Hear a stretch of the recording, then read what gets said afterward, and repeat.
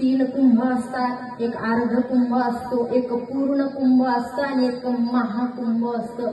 त्यातील तिसरं कुंभ म्हणजे महाकुंभ चालू आहे. ऐका, अर्ध कुंभ म्हणजे 6 वर्षाच्या नंतर येतं, पूर्ण कुंभ म्हणजे 12 वर्षाच्या नंतर येतं आणि आता महाकुंभ चालू आहे. 144 वर्षाच्या नंतरचा हा महाकुंभ आलेला आहे. माय बापू, 1881च्या साली महाकुंभ आला होता आणि आता 2025 मध्ये तुम्हाला आम्हाला या डोळ्यांनी पाहायला भेटते, स्नान करायला भेटते.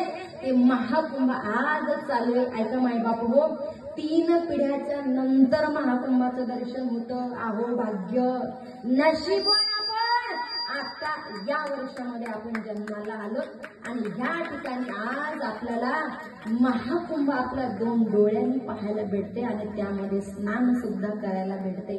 महाकुंभ का केला जातो याच्या मागचं सुद्धा कारण तुमच्या समोर चला मांडते. फारच सुंदर. ऐका, श्रीमद भागवत कथेमध्ये एक प्रसंग येतो. आता तुम्ही भागवत कथा श्रवणच करत आहात. श्रीमद भागवत कथेमध्ये एक प्रसंग येतो समुद्र मंथनाचा. त्या समुद्र मंथनामध्ये अमृताचा कलश निघाला होता. अमृताचा कलश निघालेला आहे, सर्व देवांना दिलेले, परंतु त्यातले 4 थेंब मृत्यू लोकावरती पडले होते.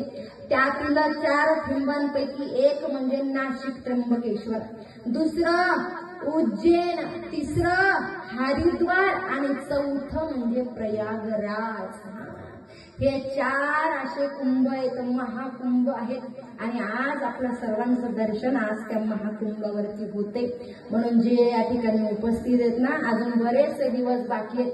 जर तर जमलं ना तर जा, तुम्ही तिथे जा, आम्हीही जाणार आहेत आणि स्नान करून येणार आहेत. मागच्या 7 पिढ्या, समोरच्या 7 पिढ्याचा उद्धार. एवढंच नाही, त्या महाकुंभामध्ये स्नान केल्याच्या नंतर पापाचा नाश होतो आणि व्यक्ती अमर होतो, व्यक्तीला मोक्ष प्राप्त होतो.